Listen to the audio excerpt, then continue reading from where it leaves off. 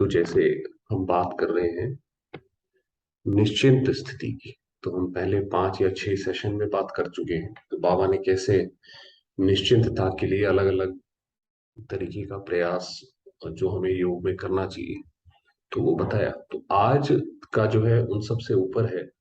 अभी तक तो बाबा ने ये बताया है पिछले मुरली में कि जैसे सब कुछ बाबा का है, बाबा के ऊपर अगर अपने समर्पित कर दिया तो फिर हमें चिंता करने की जरूरत ही नहीं। आज ये बताया है कि अगर वो कर देंगे तो क्या होगा, तो उसके उसके बाद कौन सी स्थिति आएगी। तो आज बाबा कह रहे हैं आज अमृत वेले हर एक बच्चे की सजी सजाई हुई मूर्त देखी, कि अपने आप को हम जैसे अलंकारों में देखें, जैसे विष्णु का चित्र दिखाते हैं तो उस पूरे सजे सजाए वैसे अलंकारित उसमें देखा।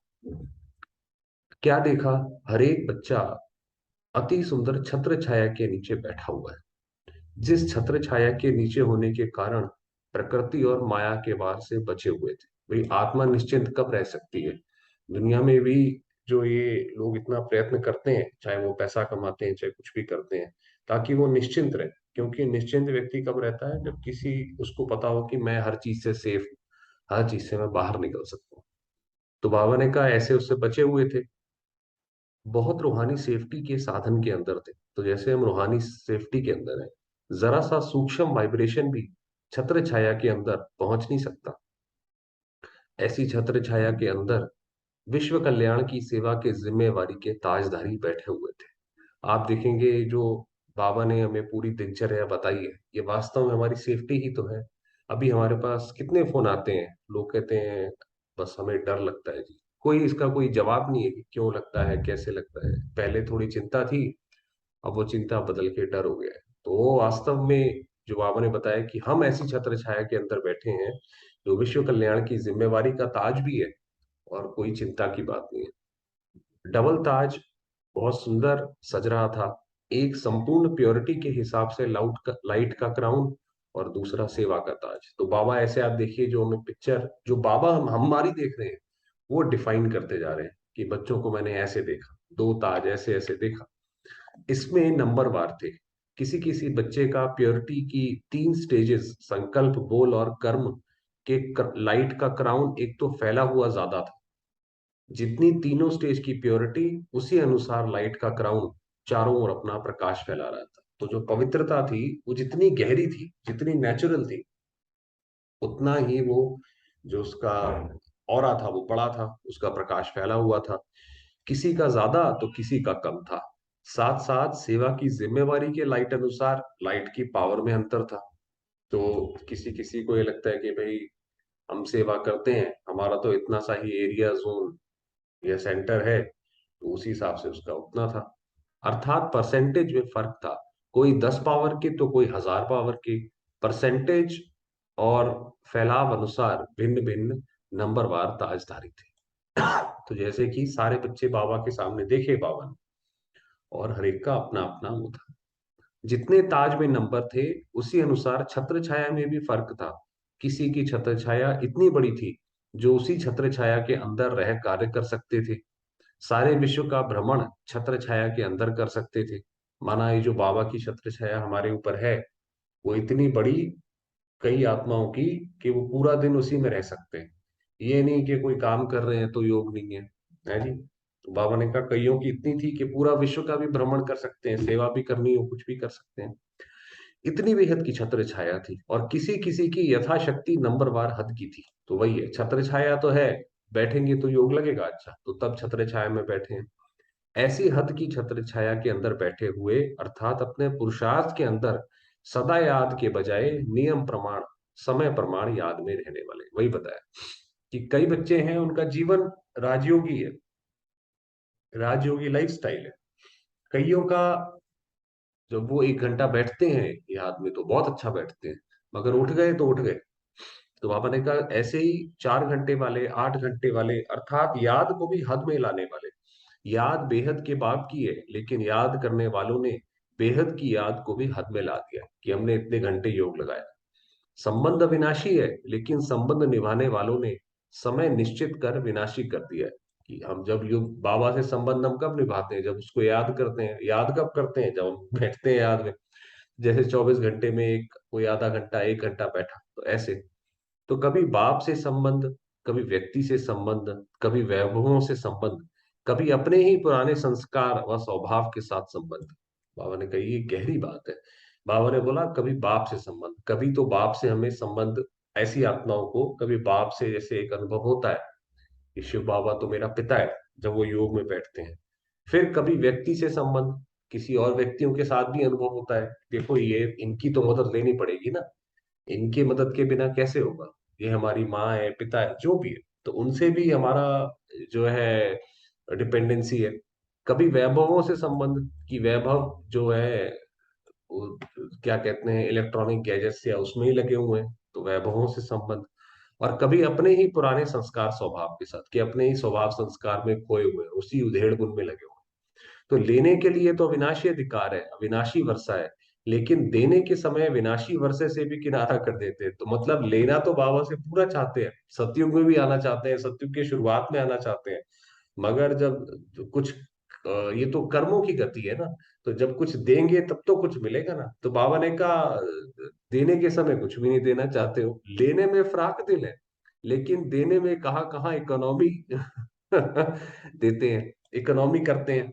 माना जब बाबा को समर्पित करते हैं मन से, तो उसके अंदर क्या कहते हैं बिलावट, मतलब थोड़ा दिया थोड़ा रह गया। बाबा बताएंगे इकोनॉमी कैसे करते हो। इकोनॉमी कैसे करते हो वे जानते हो? कई बच्चे बड़ी होशियारी से बाप से रूह रिहान करते हैं। क्या कहते हैं, फलानी फलानी बात में इतना तो परिवर्तन कर लिया है, बाकी थोड़ा सा है वह भी हो जाएगा। इतना थोड़ा सा तो होगा ही ना। तो बाबा के साथ ही जैसे बात करते हैं और बाबा को भी बताते हैं कि बाबा ये रह गया है, इतना तो होगा ही ना, इतना तो चलेगा ही। लेने में ऐसे नहीं कहते हो कि थोड़ा थोड़ा दे दो। अगर बाप कोई महारथी की स्पेशल खातिरी करे, तो संकल्प उठेगा कि क्यों, हम भी तो अधिकारी हैं, लेने में जरा भी नहीं छोड़ेंगे लेकिन देने में थोड़ा थोड़ा कर खत्म कर देंगे। तो बाबा ने बताया कि अगर कोई पूछे कि अच्छा आपने सतयुग में जाना है कि त्रेता युग में जाना है, तो सारे सतयुग के लिए हाथ उठाएंगे, है जी। उसमें भी बाबा बोले कि राजा बनना है कि प्रजा बनना है, तो सारे राजा बनना चाहिए। और जब देने की बात आती है कि अपनी कमजोरियां जो देना है, या बाबा के प्रति समर्पणता का जो संकल्प है, उसमें फिर कहते हैं बाबा ये ऐसा है वो ऐसा। तो ये इकोनॉमी करते हैं। चतुराई से बाप को भी दिलासे देते हैं। क्या दिलासा देते हैं? जरूर संपन्न बन जाएंगे, हो जाएगा बाबा, आप चिंता नहीं करो, अंत में बन जाएंगे हमको भी पहले लगता था जब हम पहले ज्ञान में आए कि अंत में कुछ ऐसा होगा जिससे हमारी अवस्था अपने आप बन जाएगी। तो ऐसा लगता था कि बाबा अंत में बन जाएंगे, तो अब समझ आया वो ये कोई जादू की बात नहीं है। वो तो अभी हम जब प्रैक्टिस करेंगे तो होगा। जब लेना 1 सेकंड का अधिकार है, तो देने में भी इतने फ्रागदिल बनो। परिवर्तन करने की शक्ति फुल परसेंटेज में यूज करो। तो निरंतर याद को हद लाए हुए हैं, इसलिए छत्र छाया में भी नंबर देखिए। और नंबर वार होने के कारण माया के वाइब्रेशन, वायुमंडल, व्यक्ति, वैभव, स्वभाव, संस्कार वार करते हैं। नहीं तो छत्र छाया के अंदर सदा सेफ रह सकते हैं। ऐसे है। बाकी बाकी बाबा कह रहे हैं ताजधारी भी देखे, छत्रधारी भी देखे, साथ साथ सभी ताजधारी तख्त नशीन भी देखे। अब बाबा ने दो दो चीजें बताई। एक तो छत्र छाया बताई कि हर एक आत्मा जो है वो छत्र छाया के अंदर है। और दूसरा ताज, जो दो ताज बताए पवित्रता के और विश्व कल्याण उसके। तो फिर उसके बाद बता रहे हैं साथ साथ सभी ताजधारी तख्त नशीन भी देखे। तो तख्त को तो जानते हो, बाप के तख्त, दिल तख्त नशीन। लेकिन ये दिल तख्त इतना प्योर है, जो इस तख्त पर सदा बैठ भी वही सकते हैं जो सदा प्योर है। कि इसका क्या अर्थ है, कि बाबा से जैसे हमें प्यार का अनुभव हो, उसके साथ हमें समीपता अनुभव हो, कि जैसे हमें लगे कि हमारे साथ शिव बाबा है, सदैव वो हमारा रक्षक है। तो वो उसको बोलते हैं दिल तख्त नशीन, कि बाबा के दिल तख्त नशीन पे विराजमान होना। मगर ये रह कौन सकती है आत्मा? जो कि प्योर हो। बाप तख्त से उतारते नहीं है, लेकिन स्वयं उतर आते हैं। तो अगर हमने कोई भी गड़बड़ करी कोई भी अगर बाबा के हिसाब से नहीं चले, तो फिर जैसे वो हमारा मन ही वो बोलेगा कि नहीं नहीं, हम तो एक ऐसा काम करते हैं, तो बाबा कैसे प्यार करेगा। बाप की सब बच्चों को सदा काल के लिए ऑफर है कि सब बच्चे सदा तख्त नशीन रहो कि सब बच्चे उसी प्यार में खोए रहो कि बाबा से हमें कितना प्यार है। लेकिन ऑटोमेटिक कर्म की गति के चक्र प्रमाण सदा काल वही बैठ सकता है जो सदा फॉलो फादर करने वाले हैं। जिसने सदा फॉलो फादर किया वही बैठ पाएगा। संकल्प में भी अपवित्रता व अमर्यादा आती है तो तख्त नशीन की बजाय गिरती कला में अर्थात नीचे आ जाते हैं। अगर हमारे मन में कोई भी अपवित्रता या ऐसा कोई संकल्प आया तो जैसे आत्मा की गिरावट शुरू हो जाती है। तो गिरावट शुरू हुई तो तख्त से उतर गए। तो जैसे जैसे कर्म करते हैं उसी अनुसार उसी समय पश्चाताप करते हैं। वह महसूस करते हैं कि तख्त नशीन से गिरती कला में आ गए। अगर कोई ज्यादा उल्टा कर्म होता है तो पश्चाताप की स्थिति में आ जाते हैं। तो बाबा ने कहा ये बच्चों के साथ होता है। अगर कोई विकर्म नहीं तो व्यर्थ कर्म हो जाता है तो पश्चाताप की स्थिति नहीं, लेकिन महसूसता की स्टेज होती है कि कुछ गलत हुआ है, ऐसा लगता है कुछ गलत हुआ है। तो बार बार व्यर्थ संकल्प महसूसता की स्टेज पर लाता रहेगा कि ये करना नहीं चाहिए, ये रॉन्ग है। जैसे कांटे के समान चुभता रहेगा कि ये मैं कर रहा हूं ये गलत है, ये ऐसे हो रहा है ये गलत है, हो नहीं रहा, सॉरी, जो मैं कर रहा हूँ ये पुरुषार्थ जो मेरा चल रहा है ये गलत है। जहां पश्चाताप की स्थिति व महसूसता की स्टेज अनुभव होगी वहां तख्त नशीन के नशे की स्टेज नहीं। तो जैसे बताया तख्त नशीन की जो स्टेज है वो तो वो स्टेज है कि हम बाबा के स्नेह में समाये हुए हैं और बाबा का जैसे कॉन्टिन्यूसली उसी नशे में है। वो है एक खुशी की स्टेज। और दूसरी अगर हमने कोई व्यर्थ किया, नेगेटिव किया, वो है महसूसता या पश्चाताप की स्टेज। तो वो दोनों एक दूसरे से बिल्कुल कॉन्ट्रास्ट है। तो वो अगर महसूसता और ये वाली स्टेज होगी तो बाबा वाली स्टेज नहीं होगी। फर्स्ट स्टेज है तख्त नशी। सेकंड स्टेज है करने के बाद महसूसता की स्टेज। और इसमें भी नंबर है, कोई करने के बाद महसूस करते हैं, कोई करते समय ही महसूस करते हैं, और कोई कर्म होने के पहले ही कैच करते हैं कि कुछ होने वाला है, कोई तूफान आने वाला है, आने के पहले ही महसूस कर कैच कर समाप्त कर देते हैं। तो बाबा कह रहे हैं जैसे, क्योंकि माया तो किसी को भी छोड़ती नहीं है ना हम में से, तो बाबा कह रहे हैं इसमें ही नंबर है। एक तो ये है कि कई आत्माएं तो सिर्फ जैसे बाबा के उसमें ही है, तख्त नशीन ही है। कई आत्माएं करती हैं, महसूस करती जाती हैं, और कई पहले से ही पकड़ लेती हैं कि ऐसा कुछ होने वाला है, मेरी स्थिति जो है कुछ ऐसे हो सकता है कि गड़बड़ हो। तो वो पहले से ही उसको ठीक कर लेते हैं। तो बाबा ने कहा ऐसे है। तो सेकंड स्टेज है महसूसता की और तीसरी स्टेज है पश्चाताप की। तो इसमें भी नंबर है। कोई पश्चाताप के साथ परिवर्तन कर लेते हैं, कोई पश्चाताप तो करते हैं लेकिन परिवर्तन नहीं कर पाते। पश्चाताप है लेकिन परिवर्तन की शक्ति नहीं है। तो उसके लिए क्या करेंगे? कहना माना कि दुखी भी हो रहे हैं, पश्चाताप भी हो रहा है, मगर चेंज नहीं कर पा रहे हैं क्योंकि आत्मा कमजोर है।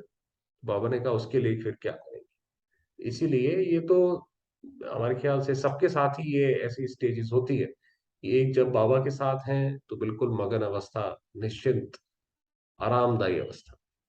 फिर उसके बाद अगर कुछ हो गया, कुछ व्यर्थ गया तो महसूसता जैसे बाबा ने बताई, नेगेटिव हुआ, तो फिर उसके अंदर पश्चाताप होता है। मगर अगर कुछ ऐसा हो भी जाए तो जल्दी से चेंज करके वापस अपने आप को उसी स्थिति में ले आए। ये बताया। तो बाबा ने कहा ऐसे समय पर क्या करना चाहिए? ऐसे समय पर विशेष स्वयं के प्रति कोई ना कोई व्रत और नियम बनाना चाहिए। जैसे भक्ति मार्ग में भी अल्पकाल के कार्य की सिद्धि के लिए विशेष नियम और व्रत धारण करते हैं। तो व्रत से वृत्ति परिवर्तन हो, तो कोई ना कोई व्रत रखे। चाहे सोमानी लिखना है 108 बार, और कुछ है कि चलिए योग लगाना है उसका ही व्रत कर लिया कि हमने 1 घंटे 2 घंटे उस दिन व्रत लगाना है, या और कुछ करना है। तो कुछ ना कुछ जो है करके ऐसे करके देखें, है ना। उसके बाद फिर निश्चितता के ऊपर बाबा ने बोला है कुछ। तो बाबा कह रहे हैं जो विष्णु की जो शैया है वो निश्चिंतता का प्रतीक है। तो बाबा कह रहे हैं सहज योगी का चित्र है विष्णु की शेष शैया।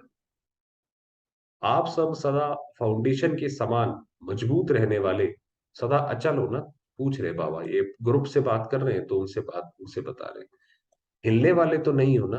अंगद का जो अब तक गायन हो रहा है वह किन का गायन है? कि अंगद को बोला कि भाई वो जाके वहां पे रावण के राज्य में जाके उसने पैर रख दिया।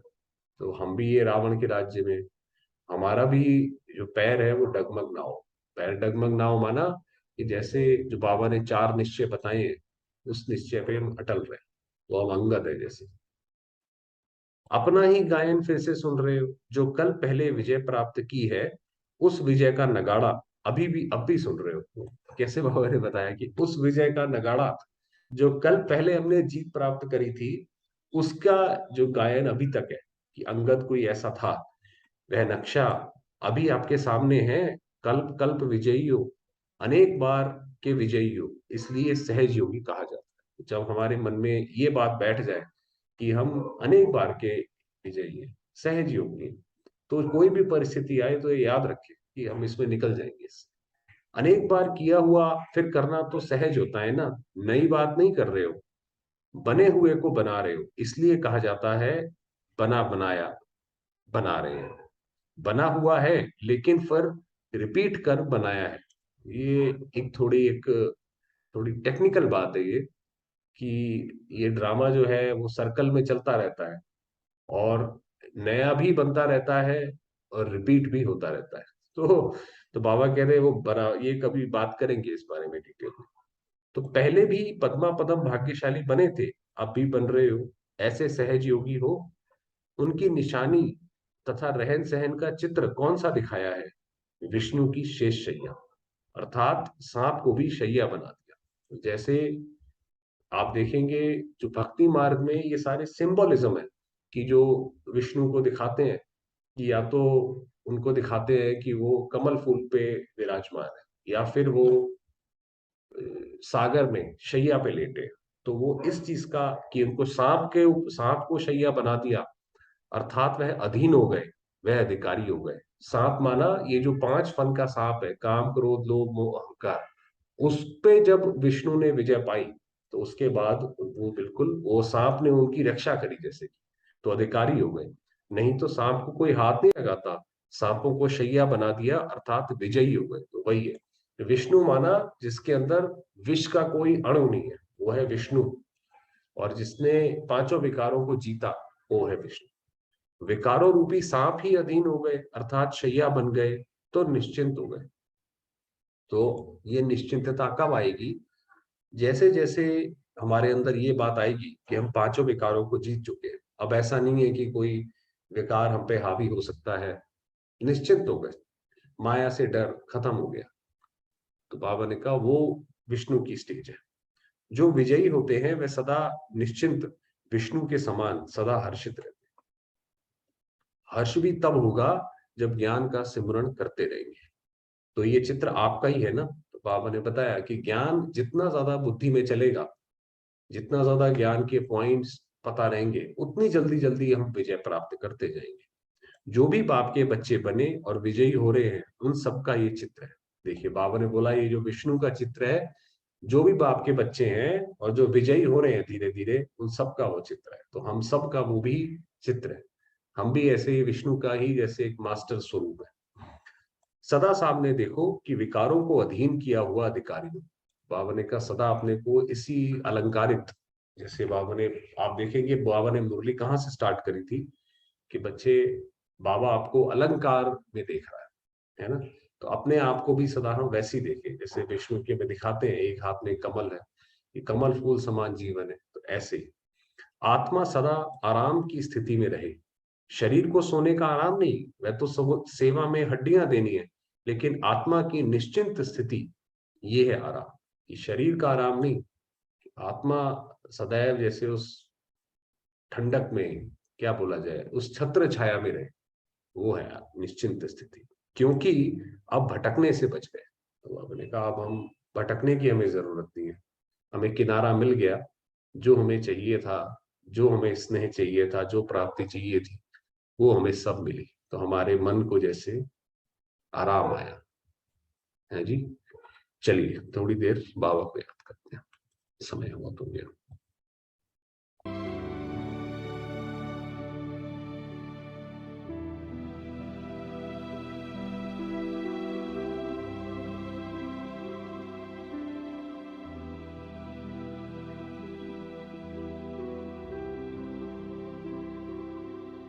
मैं आत्मा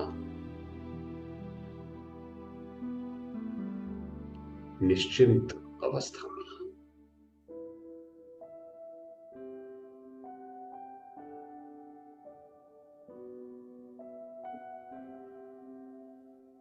शांति की किरणें चारों ओर फैला रही हैं।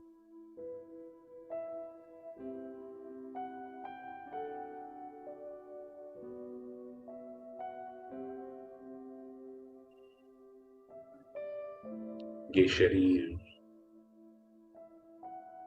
सारा वातावरण शांत है।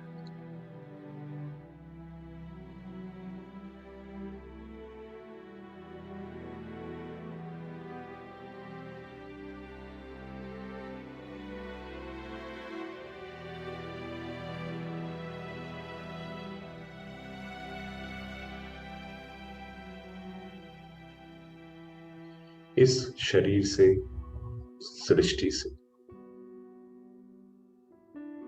उपराम हूं मैं आत्मा।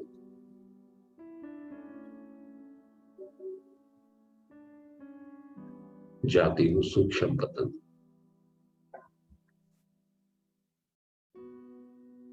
में बाबा के पास।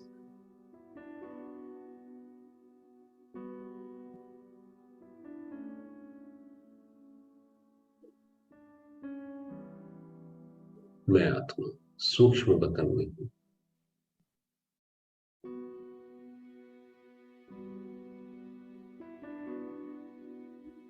प्रकाश का संसार, फरिश्तों की दुनिया,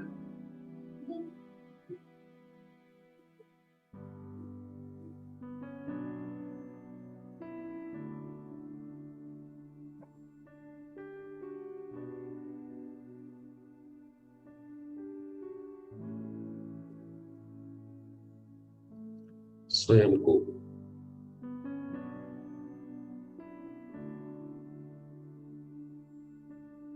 अपने विष्णु स्वरूप में देखेंगे।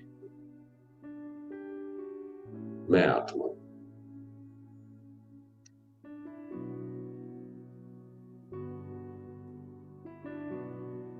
विष्णु रूपी लाइट के शरीर में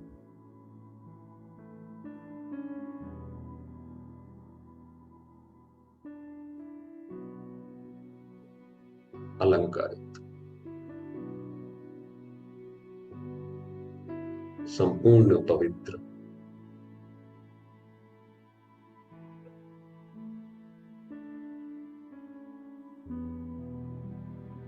बेहद निश्चिंत।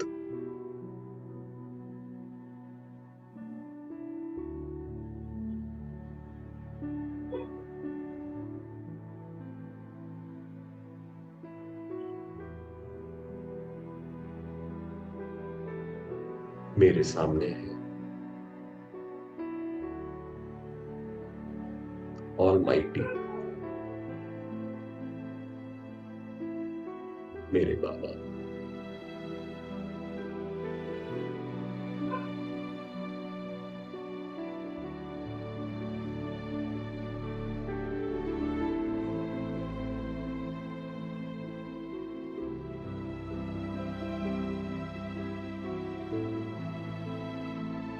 जिनकी दया दृष्टि, वरदानी हाथ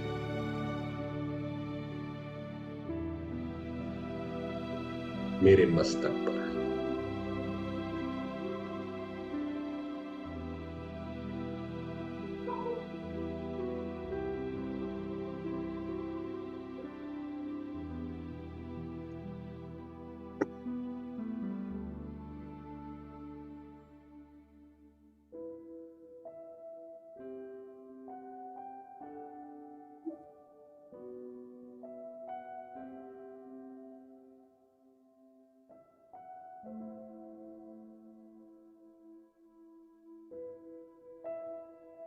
मैं आत्मा मास्टर विष्णु स्वरूप,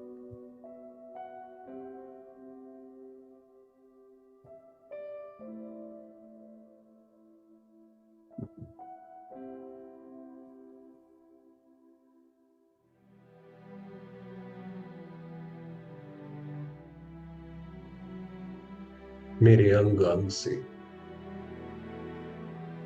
शांति की किरणें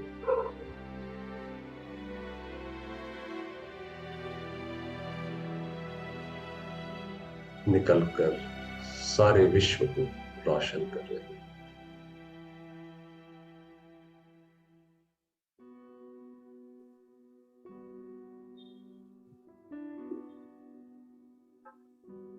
शांत कर रहे हैं।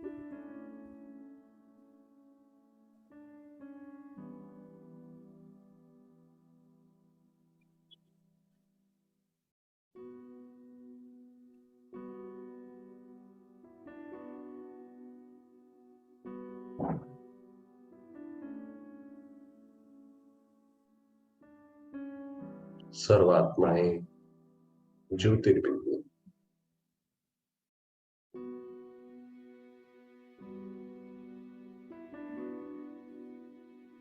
अपनी शांत अवस्था में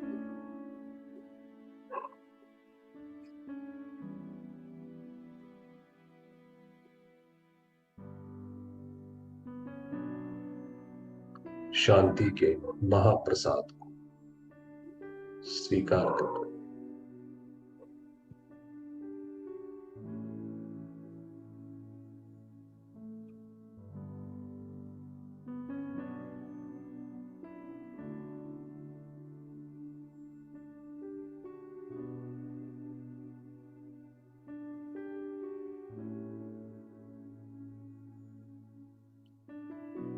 एक सत्य शिव बाबा उनकी ओर आकर्षित हो गए।